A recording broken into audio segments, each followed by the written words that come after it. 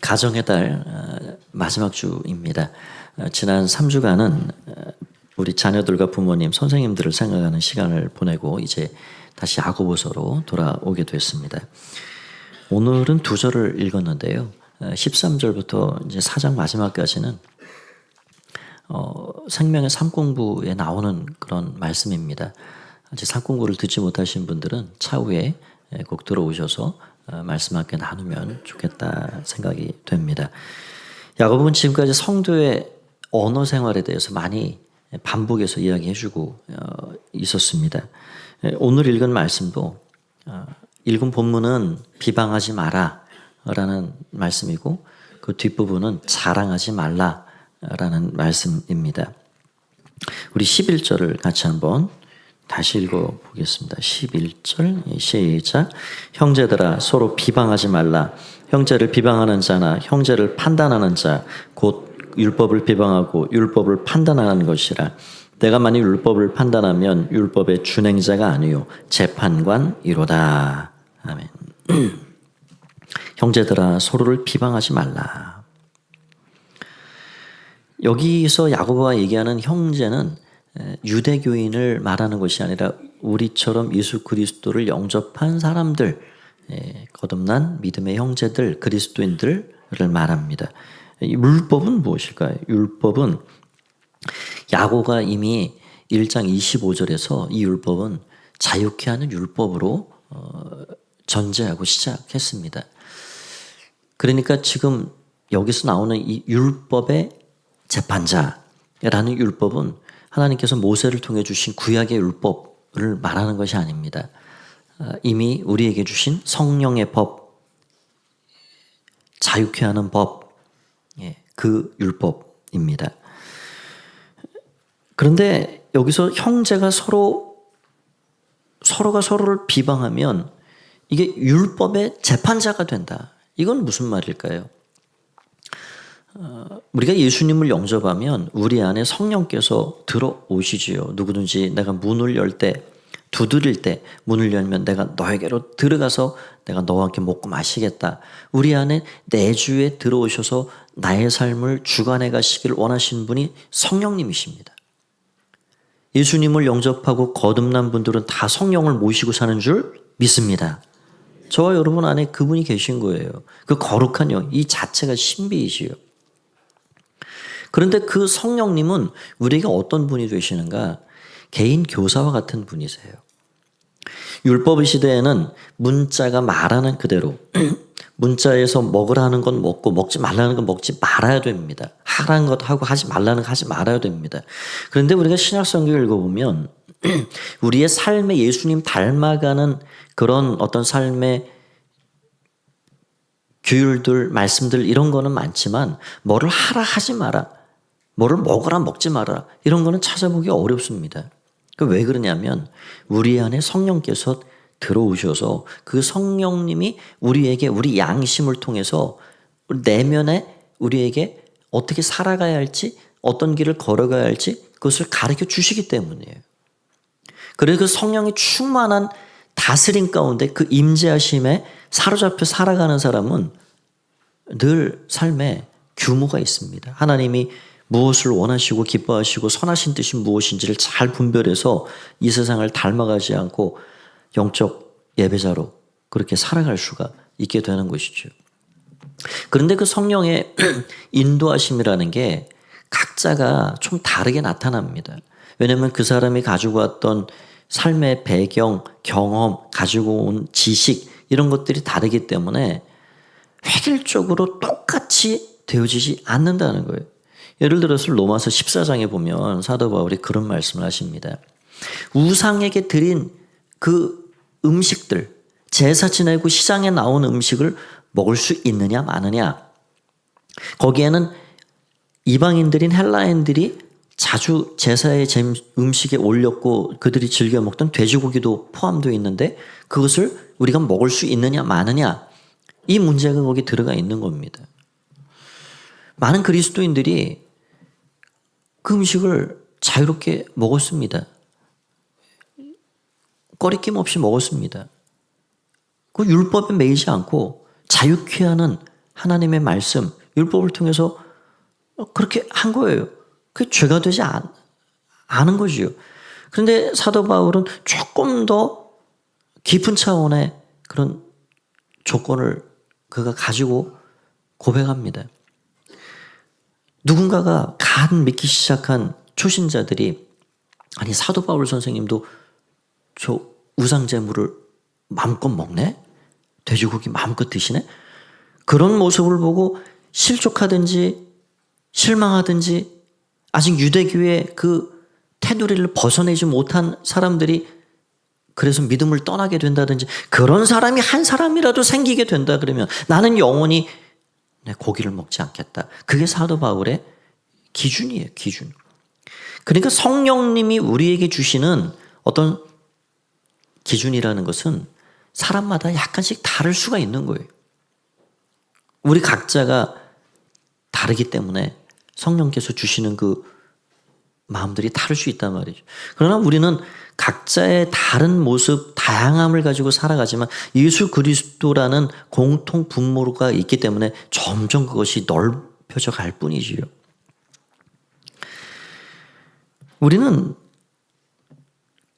그래서 성령님을 가까이 모시고 그분의 인도하심을 받지 못하고 살아가면 다 나같기를 원하는 거예요.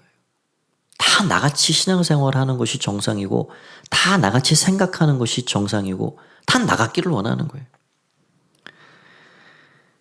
신앙의 관점을 획일화시키고 그것에서 벗어나면 가차없이 비난을 쏟아내는 그것이 큰 문제입니다. 지금 야고보가 이 편지를 교회에 보내고 있는 건 형제들 안에서 같이 예수님을 믿는다는 그 동역자들 안에서 수많은 재판관들이 있는 거예요.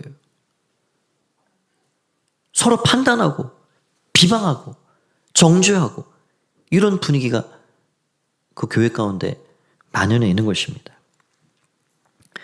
그래서 우리는 서로가 서로를 비방하는 것을 멈춰야 된다. 왜냐하면 그 안에 계신 성령님을 판단하는 일이 되기 때문이다. 결국 그것은 하나님을 판단하는 것과 마찬가지라 하는 것입니다. 그게 뭡니까? 하나님 노릇하려 하는 겁니다. 하나님의 자리에 올라서려 하는 것입니다.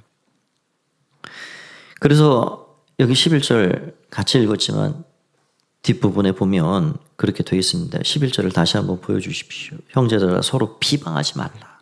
형제를 비방하는 자는 형제를 판단하는 자는 곧 율법을 비방하고 그 안에 있는 성령님을 비방하고 비판하는 일이 된다.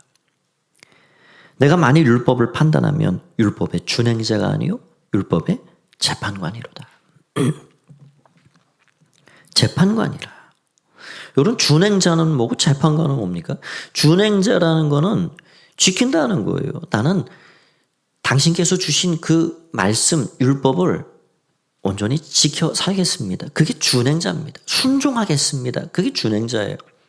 그러니까 준행자의 마음을 가지고 사는 사람은 율법을 중하게 여기고 그 율법을 주신 자유케 하는 율법, 성령의 법, 사랑의 법, 그것을 주신 하나님, 그 성령님을 대단히 무게감 있게 생각하고 그분을 경외하는 마음으로 살아가는 거예요. 그러나 재판관은 누구입니까? 재판관은 그것을 가볍게 여기는 겁니다. 상대방 안에 있는 그 성령님을 보지 못하는 것입니다. 그래서 하나님이 앉아 있어야 할 그 자리에 오직 유일하게 재판관이 되시고 판단자가 심판관이 되셔야 할 그 자리에 올라서서 누군가를 지적하고 누군가를 비난하고 이거는 잘못된 것이고 이거는 이래야 되고 이게 재판관이라 하는 거죠. 야고보가 이런 말씀을 하면서 오직 재판관은 누구냐. 여기 12절을 보십시오. 12절을 보시면 입법자와 재판관은 오직 한 분이시니 등이 구원하기도 하시며 멸하기도 하시느니라. 너는 누구에게 이웃을 판단하느냐. 만일 여러분들이 회사에 입사를 했습니다. 같은 날 나이가 비슷한 그 또래하고 입사를 했는데 이렇게 시간이 좀 이렇게 지나가면서 그 같이 입사한 그 또래가 자꾸 이렇게 자기에게 관심을 두고 자꾸 뭐 얘기를 하는 거예요. 그래서 이런 말을 합니다. 이봐, 당신 일하는 거 보니까 그래가지고는 승진하기 힘들겠소. 정말 출세하려면 사장님 앞에서 이렇게 해야 되고 사무실에서는 이렇게 해야 됩니다. 그래서 그 말이 뭐 또 듣고 보니까 그런 것 같고 해서 아이고, 이 사람이 나를 끔찍히 생각해 주는구나. 고마운 마음을 가졌습니다. 그런데 거기서 그친 게 아니라 그냥 수시로 와가지고 자꾸 참견하는 거예요. 자꾸 비난하든 말하는 거예요. 당신 그렇게 해서는 출세 꿈도 꾸지 마시오. 수시로 와서 당신 일하는 태도가 영 보니까 글러먹었어. 오늘은 왜 이렇게 지각한 거예요? 어제 뭐 하다 그렇게 늦게 들어간 거예요? 자꾸 그렇게 얘기한다면 그 말을 듣고 기분 좋아할 사람이 누가 있습니까? 화가 나겠죠. 아니 네가 뭔데 나한테 자꾸 이래라 저래라 그러는 거야? 내가 회사에서 진급을 하든 승진을 하든 잘려나가든 그 사장님이 하실 일이지 왜 당신이 나한테 자꾸 이래라 뭐래라 지적질하는 거야? 그런 마음이 안 들겠습니까? 그게 지금 교회 안에 일어나는 이런 비방전 이런 거와 비슷하다는 거예요. 모든 것을 판단하고 상을 주시든 벌을 주시든 가장 공정한 공의로운 재판관이 되셔서 모든 것을 판단해 가시는 분은 하나님 한 분이신데 감히 어느 누가 그 하나님의 재판관 자리에 올라앉아서 누구를 이래라 저래라 비난하고 비방하고 할 수 있느냐는 거지. 여러분, 우리는 다른 이들의 신앙을 수시로 체크하는 사람이 되어서는 안 됩니다. 그런 사람도 아니에요. 내 삶, 내 신앙은 제쳐놓고 다른 사람들이 얼마나 뭘 잘 지키느냐, 얼마나 잘 그거 해가고 있느냐, 그거 체크하고 산다면 예수님이 하신 말씀 그대로예요. 예수님께서 어떤 말씀을 하셨습니까? 마태복음 7장 3절에서 5절까지 보면 이런 말씀이 있습니다. 어찌하여 형제의 눈 속에 있는 티는 보고 내 눈 속에 있는 들보는 깨닫지 못하느냐. 보라, 내 눈 속에 들보가 있는데 어찌하여 형제에게 말하기를 나로 내 눈 속에 있는 티를 빼게 하라 하겠느냐. 외식하는 자여, 먼저 내 눈 속에서 들보를 빼어라. 그 후에 밝히 보고 형제의 눈 속에서 티를 빼리라. 로마서 14장 4절도 더 직접적인 말씀을 하고 계십니다. 남의 하인을 비판하는 너는 누구냐? 그가 서 있는 것이나 넘어지는 것이 자기 주인에게 있으며 그가 세움을 받으리니 이는 그를 세우시는 권능이 주께 있습니다. 하인을 관리하는 주인에게 그 모든 권한이 있는 것처럼 하나님의 백성들의 모든 주관자는 하나님이시다. 우리는 내 관점으로 내가 바라보는 그 생각을 가지고 자꾸 나와 다르면, 내 생각대로 되지 않으면 자꾸 이야기하는 거예요. 그게 사랑 없는 비난과 비방으로 흘러가기도 합니다. 우리가 말씀을 들을 때 그런 일들이 있죠. 여러분도 지금 제 설교를 듣고 계신데 하나님의 말씀을 철저히 나 자신에게 적용이 되어야 하는 것입니다. 가장 첫 번째가 나 자신이에요. 나 자신. 저도 제가 설교를 하면서 이거 자꾸 누구 이렇게 생각하면서 설교를, 그런 때로는 생각이 가끔씩 옵니다. 그러나 그거를 최대한 차단시킵니다. 여러분 혹시 설교를 들으시면서 이거 목사님 오늘 다 들으라고 하는 소린가? 그런 거 없습니다. 앉아 계시면서 어떤 분들은 교통정리를 하셔요. 교통정리. 아이고 저 설교는 저 김집사가 들어야 되는데, 아이고 오늘 설교는 우리 부인이 들어야 되는데, 아이고 오늘 같은 날 우리 남편이 안 왔냐. 아니 앉아 계셔가지고 이거는 이쪽으로 저거는 저쪽으로 이 말씀은 저 사람한테로 이 말씀은 저 사람한테 그게 교통경찰이에요. 앉아서 교통경찰 하고 계시다면 그 사람이 누굽니까? 그 사람이 재판관이에요. 여러분 하나님의 말씀은 철저히 내 삶에 내 신앙에 적용하는 것입니다. 그럴 때 거기서 변화가 생기는 거예요. 여러분 정말로 우리가 하나님의 말씀에 순종하려고 애쓰고 살다 보면 우리 무력감을 느끼죠. 무력감을. 아, 내가 하나님 말씀 앞에 이 정도밖에 되지 않는구나. 그 한계를 경험합니다. 사람이 왜 우월하게 되죠? 우월감이라는 것을 느끼게 되죠. 사람들하고 자꾸 비교하니까 그런 거예요. 내가 저 사람 생각하면 내가 낫지. 아이고 저 사람 신앙생활한 거 보면 나는 양반이지. 뭐 이러는 거예요.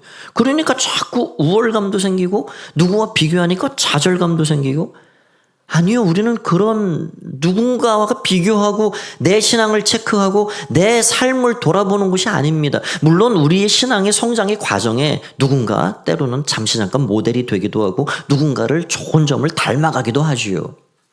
그러나 궁극적으로는 우리는 지난주에 말씀을 나눴듯이 우리의 표대는 예수 그리스도가 되어야 할 줄 믿습니다. 예수님이 우리의 표대예요. 그러니 늘 우리는 미달이에요. 그러니까 사도 바울 같은 그런 대사도도 나는 이룬 존재가 아닙니다. 나는 지금도 달려갑니다. 그렇게 고백하잖아요. 그러니까 하나님 바라보고 말씀에 순종하고 나아가려면 늘 부족함이 보이고 늘 내 자신의 연약함과 한계가 보이는데 아니 누구를 신경 씁니까? 누구에게 이래라 저래라 그럴 여유가 있습니까? 내가 하나님 앞에 온전히 서가기를 그렇게 나아가면서 거기서 누군가 안타까운 면이 보이고 누군가 도움이 필요한 사람이 보이면 거기서 기도하면서 사랑으로 불쌍히 여기는 마음으로 그렇게 하는 거예요.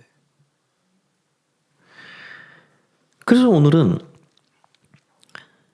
어떻게 하면 우리가 율법의 재판자가 아니라 재판관이 아니라 준행자로 살아갈 수가 있는가? 준행자가 영적 성장을 이루며 그렇게 살 수 있는가? 몇 가지를 짧게 생각을 해보겠습니다. 첫 번째로는 우리의 한계를 알아야 된다 하는 것입니다.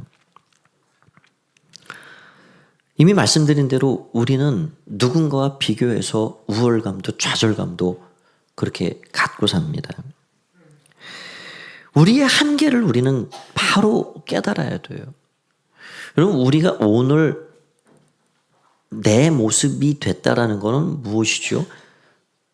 지난 시간 내가 걸어온 그 수십 년의 삶에 경험이 축적된 게 오늘 내가 된 것이고요.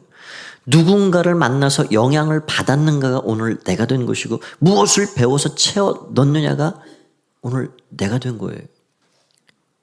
그러니까 우리는 똑같은 걸 배우지 않았고 똑같은 경험을 갖지 못하고 똑같은 만남을 갖지 못했습니다. 그래서 우리는 다 같은 사람 같지만 달라요. 쌍둥이도 달라요.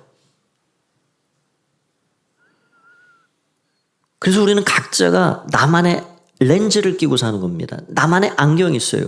파란 안경으로 세상을 보면 세상은 파란 것이고 빨강색으로 끼고 있으면 세상은 빨개 보이는 거예요. 여러분 이것을 우리는 직시해야 합니다. 이것을 인정해야 합니다. 아 이것이 나의 한계구나. 우리는 아무리 공정하고자 아무리 객관적으로 사물을 판단하고 모든 상황을 해석한다 해도 되지 않습니다. 반드시 한계가 있습니다. 그것은 나의 관점입니다. 오직 모든 것에 공정하고 모든 것에 정의와 공의가 있으신 분은 하나님 한 분이십니다. 여러분 이 세상에도 법적인 문제 뭐 얼마나 많아요. 그러면 다 1차 소송에서 안 되면 항소해서 2차 소송하고 안 되면 대법원까지 올라가는 거거든요. 그러면 대법원 판결이 났다고 해서 다 모든 게 다 잘됐다, 다 잘됐다, 양쪽이 다 만족하나요? 아니요. 억울한 사람은 대법관 그 이상을 가도 항상 억울함이 남아 있는 거예요. 그렇기 때문에 인간은 아주 복잡한 그 내면의 구조를 단순하게 생각하고 판단 내릴 수가 없습니다. 여러분, 사람의 동기를 보십시오. 사람의 동기를, 그 숨은 내면의 동기를 우리가 알 수 있을까요? 없습니다. 나는 이것 때문에 이렇게 했다. 아니요. 그것도 순수한 동기일지 모르지만 그러지 않을 가능성이 많은 것이고요. 2가지 동기, 3가지 동기, 복잡한 동기들이 얽히고 설켜서 내 욕심이 들어가 있고 누군가를 위하는 마음도 있고, 그것을 어떻게 구분하고 정확한 판단을 내릴 수 있습니까? 그리고 내면의 동기라는 걸 직시한다 해도 진실하지 않으면 그 사람이 그건 판단이 안 되는 거예요. 나는 이것 때문에 그랬다 우긴다 그러면 할 수가 없어요. 그렇기 때문에 우리 인간이 가지고 있는 이 한계라는 걸 우리는 직시해야 됩니다. 누군가에게 좋은 조언이 될 것 같다라고 조언을 하는 것도 그거는 나만의 조언입니다. 내 관점의 조언이에요. 문제에 이건 좋은 해결점이 되겠다라고 무엇을 얘기해도 그것은 온전한 해결점이 될 수가 없을 수 있습니다. 그래서 우리가 재판관의 자리가 아니라 입법자의 자리에 설 수 있는 첫 번째는 나의 한계를 직시하는 겁니다. 아, 내 생각, 내 판단이 틀릴 수도 있겠구나. 그걸 인정하는 거예요. 2번째는 교만을 내려놓아야 합니다. 형제를 비방하고 재판관 노릇을 하는 이 뿌리 깊은 본질, 본성은 무엇이냐? 그게 교만이라는 거예요. 완전한 하나님 나라가 어그러진 상태가 됐습니다. 천사장 루시퍼가 하나님을 대적했습니다. 그것이 교만입니다. 하나님께서 이 우주 만물을 지으시고 첫사람 아담을 만들어 놓으시고 너무 좋으셨는데 그 첫사람을 꾀이고 하나님처럼 재판관 자리에 앉으려고 심어 놓은 것이 바로 교만입니다. 여러분, 그 교만은 우리 내면에 가장 뿌리 깊게 자리 잡고 있는 핵심 본성입니다.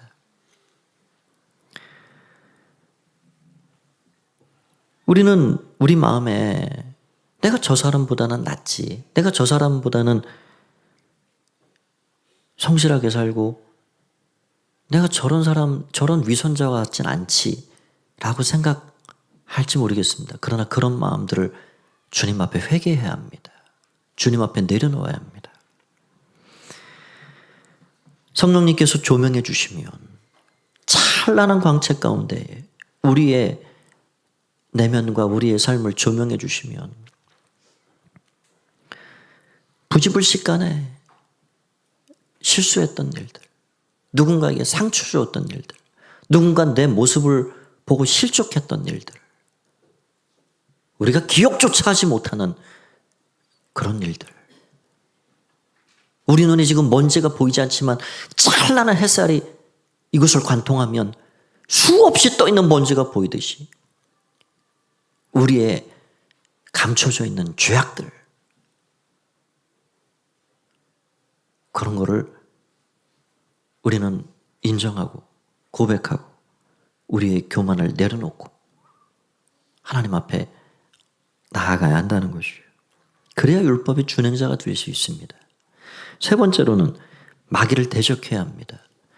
요한계시록 12장 10절 말씀을 보면 내가 또 들으니 하늘에 큰 음성이 있어 이르되 이제 우리 하나님의 구원과 능력과 나라와 또 그의 그리스도의 권세가 나타났으니 우리 형제들을 참수하던 자 곧 우리 하나님 앞에서 밤낮 참수하던 자가 쫓겨났고, 마귀는 처음부터 비방하는 자요 참소하는 자다, 거짓의 아버지다, 조상이다, 뿌리이다, 성경은 우리에게 가르쳐줍니다. 그러니까 비방이 있는 곳에는 마귀가 있습니다. 예수님께서 우리에게 너희가 시험에 들지 않게 깨어 기도하라, 주기도를 가르쳐주시면 악에서 구하시고 시험에 빠지지 않게 해주시고 날마다 기도하라고 하신 거예요. 그 시험이 무엇입니까? 비방에 걸리는 시험입니다. 여러분 가정 안에 이 비방의 영이 들어오고 우리 작은 교회 목장교회 안에 이 비방의 영이 들어오고 우리 연합교회 안에 이 비방의 영이 들어오면 개인도 상처받고 공동체는 와해되고 그렇게 되는 거예요. 그것이 마귀가 하는 이 악한 영이 주도해가는 영적인 일입니다. 그래서 우리는 어떻게 해야 되는가? 야고보서 4장 7절 그 앞쪽에 이 야고보가 우리에게 주신 이 말씀 그대로를 실천해야 돼요. 자, 이 말씀 한번 읽어볼까요? 야고보 4장 7절입니다. 시작. 그런즉 너희는 하나님께 복종할지어다. 마귀를 대적하라. 그리하면 너희를 피하리라. 하나님은 가까이 하고 마귀는 대적해라. 그럼 마귀를 멀리할 수 있는 아주 단순한 방법은 그냥 싫어하면 돼요. 가라고 하면 여러분 사람과의 관계에도 내가 친구가 싫어서 가라 집에 가라 자꾸 우리 집에 자꾸 올려가는 문 안 열어주고 가라 그러면 가는 거예요. 그렇잖아요. 마귀도 똑같습니다. 자꾸 마귀가 좋아하는 어떤 발판을 마련해 놓으니까 마음에 미움을 갖고 시기심을 갖고 음란한 마음을 품고 자꾸 그러니까 마귀가 좋아하는 것들이 있으니까는 자꾸 들어오려고 서성이고 그러는 것이요. 마귀가 싫어하는 거 그거는 마귀를 쫓아내는 거예요. 너 싫어 가. 자꾸 그러면 마귀는 가는 거예요. 오늘 야고보는 그 단순한 원리를 우리에게 알려주고 있는 겁니다. 마귀를 대적해라. 그러면 너희를 피하게 된다. 저를 한번 따라서 해보십시오. 예수님의 이름으로 비방의 영인 마귀는 떠나가라. 한 번 더 해볼까요? 예수님의 이름으로 비방의 영인 마귀는 떠나갈지어다. 아멘. 이렇게 하면 됩니다. 이렇게 하면 되는 거예요. 자꾸 가까이 하면 가까워지는 것이고 우리가 누구를 가까이 해야 되겠습니까? 하나님을 가까이 해요. 마귀는 자꾸 가라 그러는 거예요. 가라. 내 힘으로는 안 되니 예수님의 이름으로. 그렇게 하는 겁니다.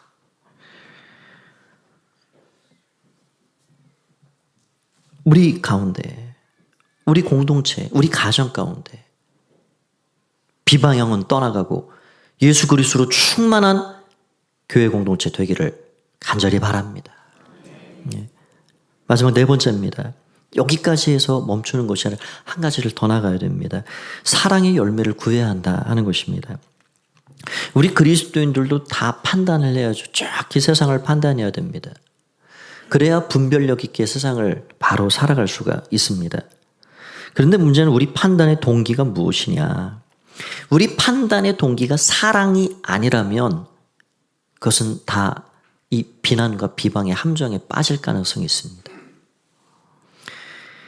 우리 판단의 동기가 정말 그 사람이 그렇게 계속 산다 그러면 저거 안 될 텐데 불쌍히 여기는 긍휼의 마음, 사랑의 마음, 그 마음을 가지고 판단하는 거예요. 그래서 누군가를 비방하고 비난하면요, 이게 어떻게 나타나냐? 흥분을 합니다. 흥분. 거긴 사랑이 없는 거예요. 긍휼이 없는 거예요. 그리고 화를 냅니다. 막 눈을 치켜뜨고 그게 비방이에요. 그거는 굉장히 부정적으로 흘러가고요. 거기에는 사랑이 없는 거예요. 그러면 누군가가 죽게 되죠. 마음에 상처를 받고. 그런데 누군가를 세워주는 판단은 사랑을 갖고 합니다. 그렇게 가는 거를 계속 지켜보기 어려운 거예요. 불쌍한 거예요. 안타까운 거예요. 그래서 성경이 가르쳐준 대로 몇 사람이 함께 가서 그를 권면하고 또 교회가 그래 권면하고 그렇게 해서 그 길에서 돌이켜서 그 삶이 바로 세워지도록 그를 도와주는 거예요. 4세기의 크리소스톰이라는 교부가 이런 말을 했습니다. 바로 잡으라. 하지만 원수로서 혹은 벌을 강요하는 적으로서가 아니라 의술을 제공하는 의사로서 그렇게 해라. 누군가를 해치려고 비난하고 비방하는 그런 마음이 아니라 저 아픔을 어찌 살아갈고 어떻게 저렇게 살고 그래서 고쳐주려는 마음, 세워주려는 마음, 그 마음을 가지고 다가가라는 거예요. 우리 판단의 근거는 사랑이 되어야 합니다. 예수님을 더 깊이 모시면 은혜와 사랑이 충만하신 그분의 마음을 품으면 우리 가정도 우리의 작은 교회 목장도 우리 교회도 하나님 기뻐하시는 이 풍성한 은혜가 사랑의 열매가 넘쳐나게 될 줄 믿습니다. 말씀을 정리합니다. 저는 우리 가정교회 문화가 좋습니다. 우리 가정교회 문화 안에는 허깅 문화가 있습니다. 다 끝나면 허깅하시죠. 우리 어르신 목장도 다 시니어 목장도 허깅하시면 좋겠어요. 오늘 선교회도 다 끝나고 허깅해 주세요. 허깅해 주면서 그 마음을 한번 읽어봐 주십시오. 때로는 마음에 들지 않는 사람이 있을 수 있습니다. 그래도 억지로 안아주세요. 그리고 그 마음을 읽어주세요. 그리고 할 수 있으면 말해주세요. 사랑합니다. 축복합니다. 수고가 많습니다. 애쓰십니다. 여러분 거기서 우리는 말씀에 재판관 자리가 아니라 말씀을 순종하고 말씀을 따라가는 그런 준행자가 되어서 따뜻한 온기를 통해서 서로가 서로를 세워주고 성장해가는 그런 은혜를 누리고 보게 될 것입니다. 그런 은혜가 여러분의 삶과 가정, 작은 교회 목장 안에, 우리 교회 안에 풍성하기를 주님의 이름으로 축원드립니다. 자, 기도하겠습니다. 하나님 감사합니다. 오늘 귀한 시간 예수님의 이름으로 우리가 주 앞에 나아가게 하시니 감사합니다. 율법의 재판관이 아니라 율법의 준행자가 되어 살 수 있도록 도와주시고 주의 은혜를 충만히 누리고 이 사랑과 긍휼을 통해서 형제 자매를 대해 나갈 수 있는 주의 백성들 되게 하여 주시옵소서. 예수님의 이름으로 기도하옵나이다. 아멘. 예, 이 시간에는 우리 전도사님 긍휼 신방구 사역을 올해부터 수개월간 하고 있는데 여러분들이 함께 동참해 주시는 긍휼 언금이 어떻게 쓰이고 있는지 그렇게 한번 중간 보고 겸해서 함께 나눔의 시간을 잠깐 갖고 그리고 마무리하도록 하겠습니다. 네, 긍휼 신방부 2015년 전반기 보고를 드리겠습니다. 긍휼 신방부는 김민정 원사님, 부장님으로 또 회계 윤옥하 집사님, 부원으로 김예결 집사님이 계십니다. 성경 요한복음 13장 34절에 새 계명을 너희에게 주노니 서로 사랑하라. 내가 너희를 사랑한 것 같이 너희도 사랑하라고 주님 말씀하신 것처럼 올해부터는 우리 가포교회가 예수님의 명령을 따라서 이웃사랑 긍휼 신방부를 조직해서 1월부터 가정을 방문하여 어령동과 가포동에 사랑의 성금을 전달하고 있습니다. 1월부터 현재까지 가포동 15가정과 어령동의 4가정을 방문하였습니다.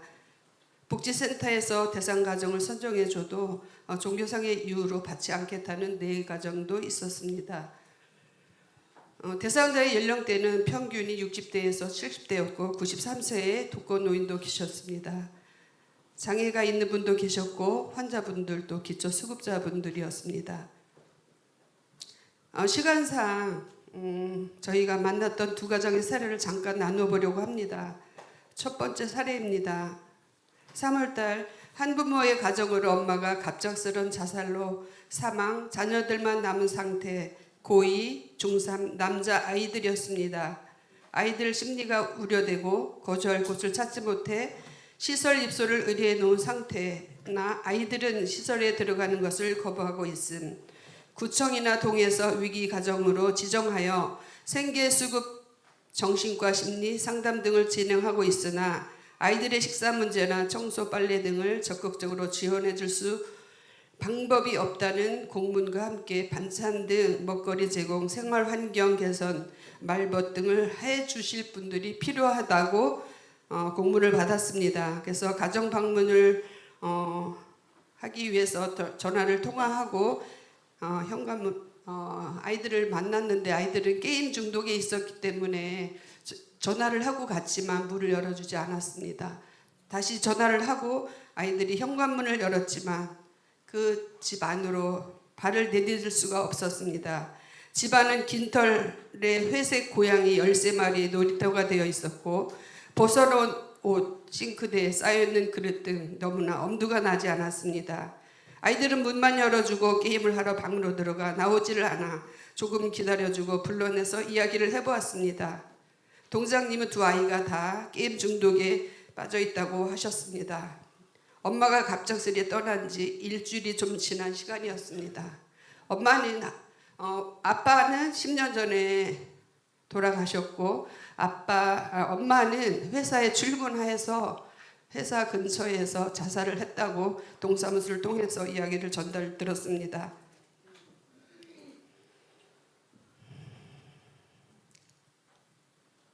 시간이 엄마리가 계치지 않는 그 집은 얼마나 참 참혹한지를 이번에 보게 되었습니다.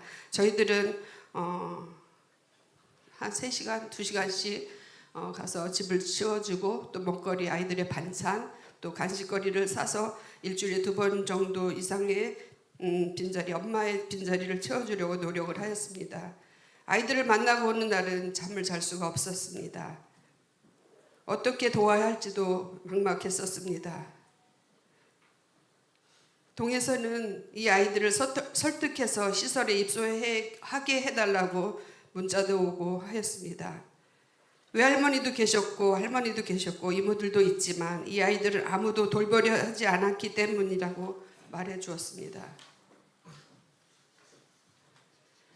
방치하여 붕 떠 있는 상태라 하며 심각하게 이야기를 해주셨습니다. 박지연 사모님께도 요청을 하여 아이들의 소식을 듣고 함께 청소도 하며 사모님은 아이들을 만나 밥도 사주고 햄버거도 사주며 상담하며 아이들을 관리에 들어갔습니다.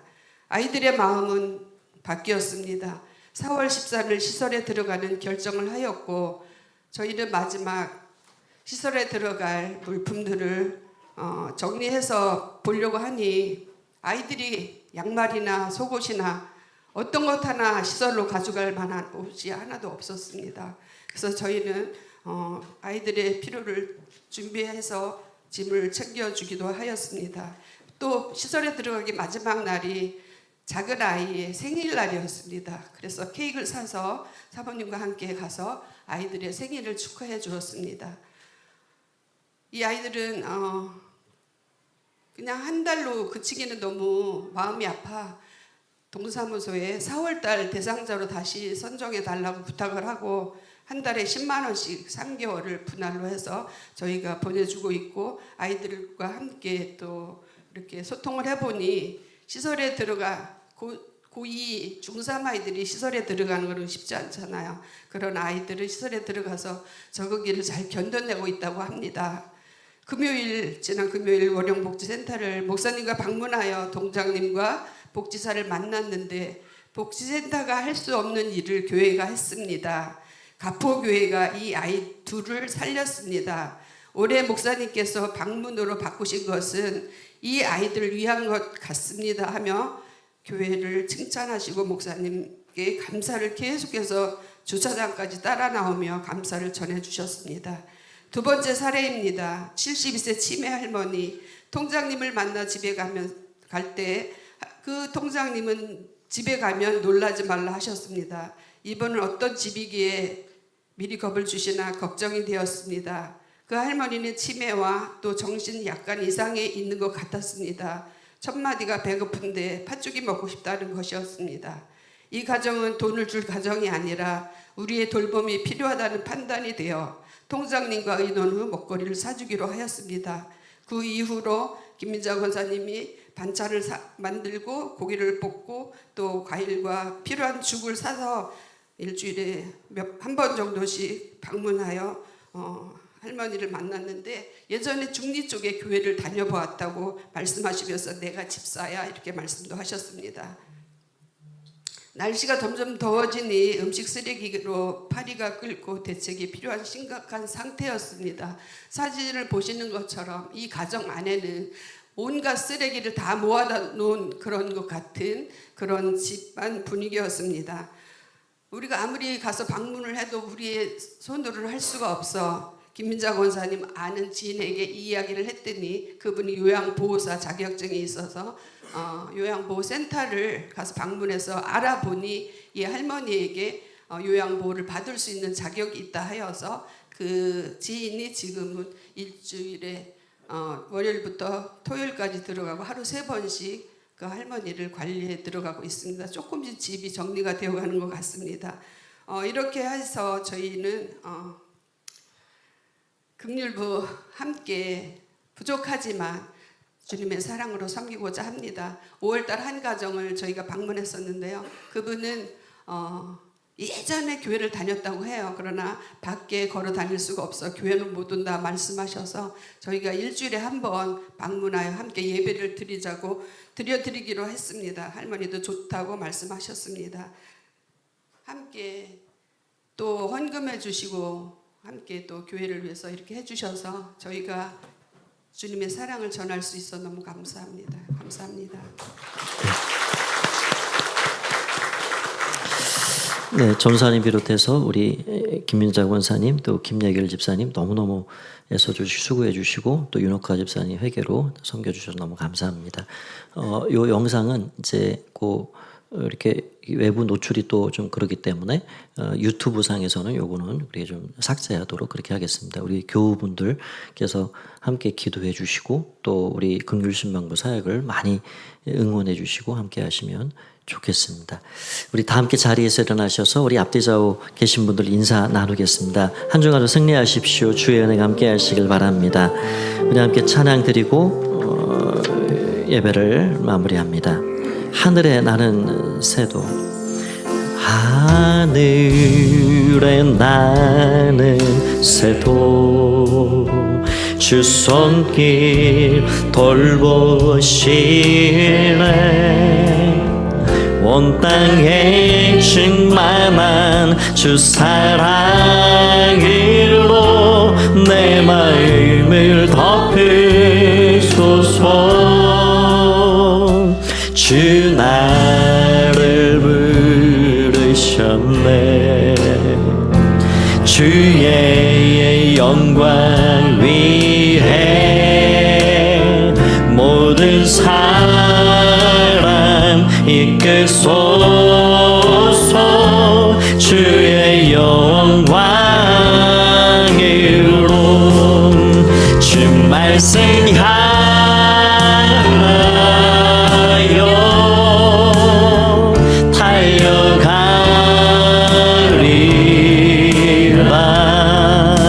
힘도 아닌 능도 아닌 오직 성령으로 주 얼굴 향하여 달려가리라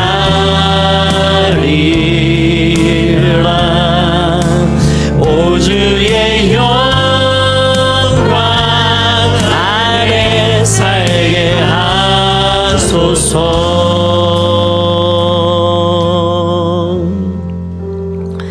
이제는 주 예수 그리스도의 은혜와 하나님 아버지의 사랑하심과 성령님의 떠나지 않고 교통하시고 통행하시는 귀한 은혜가 율법의 준행자로서 하나님 말씀을 늘 내 삶에 먼저 적용하고 나의 신앙과 삶을 예수님 닮아가는 그 한 걸음 힘써 달려가기를 원하는 마음으로 하나님 앞에 예배하며 또 누군가 우리 형제자매들을 사랑과 긍휼의 마음으로 도와주고 세워주고 그들의 회복과 성장과 변화를 그렇게 도와주기를 원하는 마음으로 예배하며 돌아가는 가포의 가족들 가운데 이제와 영원히 함께 하옵시기를 간절히 축원하옵나이다. 아멘.